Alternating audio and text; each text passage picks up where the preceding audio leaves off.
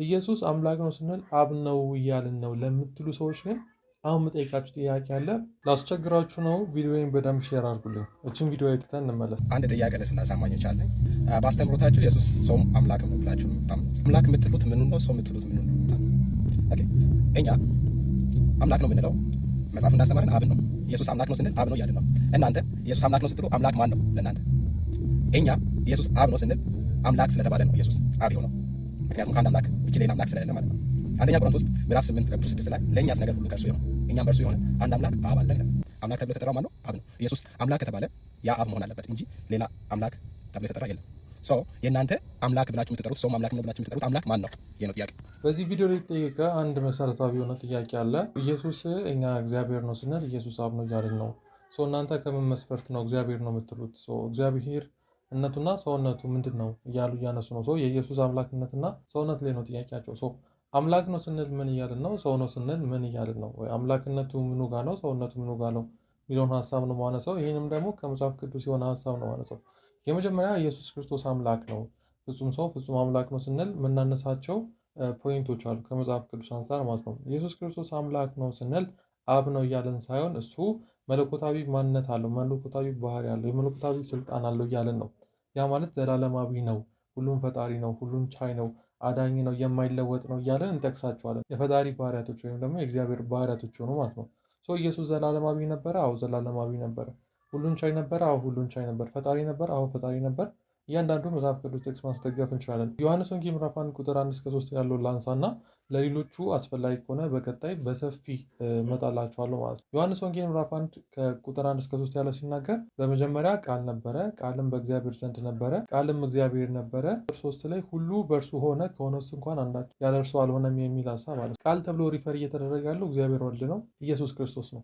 ወረድ ብሎ ቃልም ስጋ ሆነ ስለሚል ማለት ነው። እና ቃል ከእግዚአብሔር ጋር የነበረ ዘላለማዊ እንደሆነ ሁሉ ደግሞ በእሱ እንደሆነ ከሆነ ውስጥ አንዳችንስ እንኳን ያለ እርሱ የሚሆን ነገር ስለሌለ ብለን እናነሳለን ማለት ነው።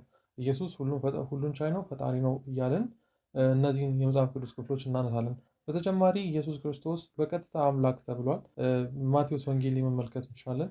ማቴዎስ ወንጌል ምዕራፍ 20 ቁጥር 28 ላይ መመልከት እንችላለን። ሮሜ ምዕራፍ 9 ቁጥር 5 ላይ ያሉ ሀሳቦችን መመልከት እንችላለን። የተባረከ አምላክ ነው ተብሏል ሮሜ 9:5 ላይ ማለት ነው። እና እነዚህ መጽሐፍ ቅዱስ ክፍሎች ኢየሱስ እሱ አምላክ እንደሆነ፣ መለኮታዊ ማንነት እንዳለው፣ መለኮታዊ ስልጣን እንዳለው፣ መለኮታዊ ባህሪ እንዳለው እናገኛለን በእነዚህ ክፍሎች ላይ። ቀጥለን ደግሞ ሰውነቱን ስናነሳ ይህ መለኮታዊ ማንነት ያለው መለኮት የሆነ ወይም እግዚአብሔር የሆነው በስጋ ተገልጦ መጣ እንላለን። ያ ማለት እግዚአብሔር ስንል አንድ እግዚአብሔር እንዳለ ነው ምናምነው። ያ አንድ እግዚአብሔር ግን ራሱን በሶስት አካላት ይገልጣል። ፎቶን ስክሪን ላይ እንደምትመለከቱት እኛ አንድ መለኮት አለ ብለን እናምናለን። ይህ አንድ መለኮት ራሱን በሶስት አካላት ይገልጣል፣ አባት፣ ልጅና ቅዱስ መንፈስ። እነዚህንም ደግሞ የሚያስረግጡልን የመጽሐፍ ቅዱስ ክፍሎች አሉ። መጨረሻ ላይ ጥያቄ ጠይቄያችሁ ነው የምዘጋው። ሰውነቱን ስናነሳ ከስላሴ አካል መካከል የሆነው አንደኛው እግዚአብሔር ወልድ ቃል ስጋ ሆኖ እዛው ዮሐንስ ወንጌል ምዕራፍ 1 ላይ ባለው ቃል መሰረት ቃል ማለት እግዚአብሔር ወልድ ስጋ ሆኖ ወደ ምድር መምጣቱን ሰው መሆኑን ፍጹም እንደኔና እንደናንተ መሆኑን ግን ያለ ኃጢአት በስተቀር እንደኔና እንደናንተ መሆኑን የሚያመለክት ነው። ኢየሱስ ሰውም አምላክ ነው ወይም ደግሞ ፉሊ ዲቫይን ነው። ፉሊ ደግሞ ማን ነው ስንል ሙሉ ለሙሉ እሱ እግዚአብሔር ነው። አክቹዋሊ ሙሉ ግማሽ የሚባል የለም፣ እግዚአብሔር ነው እሱ። ቃልም ስጋ ደግሞ ሲሆን ያ እግዚአብሔር የሆነው ወይም ከስላሴ አካል መካከል ቃል የነበረው ስጋ ለብሶ ወይም ስጋ ሆኖ ቃል ስጋ ሆነ ስለሚል ስጋ ሆኖ ወደ ምድር መጣ። አምላክም ሰውም ነበር ማለት ነው። ኢየሱስ አምላክ ነው ስንል አብ ነው እያልን ነው ለምትሉ ሰዎች ግን አሁን የምጠይቃችሁ ጥያቄ አለ። የመጀመሪያው ዮሐንስ 16:28 ላይ ከአብ ተልኮ እንደመጣ ይናገራል። ከአብ ተልኮ እንደመጣ በዚህ ስፍራ ላይ አንድ ላኪና አንድ ተላኪ እንዳለ ነው የምንመለከተው። ኢየሱስ አብ ከሆነ ወይም ደግሞ ራሱ ከሆነ ላኪም ተላኪም ራሱ ነው እያልን ነው። ራሱ ልኮ ራሱ ተልኮ መጣ እያልን ነው። ይህንን ከእናንተ ማብራሪያ እንፈልጋለን። ሁለተኛው ደግሞ ልክ የጥምቀት ታይም ላይ ጌታ ኢየሱስ ክርስቶስ ልክ በመጥምቁ ዮሐንስ ሲጠመቅ ሶስት አካላት እዛ ጋር እናገኛለን። ተጠማቂው አለ፣ ከዛ እርግብ መጣ፣ ድምፅ ከሰማይ ደግሞ አባት ተናገረ።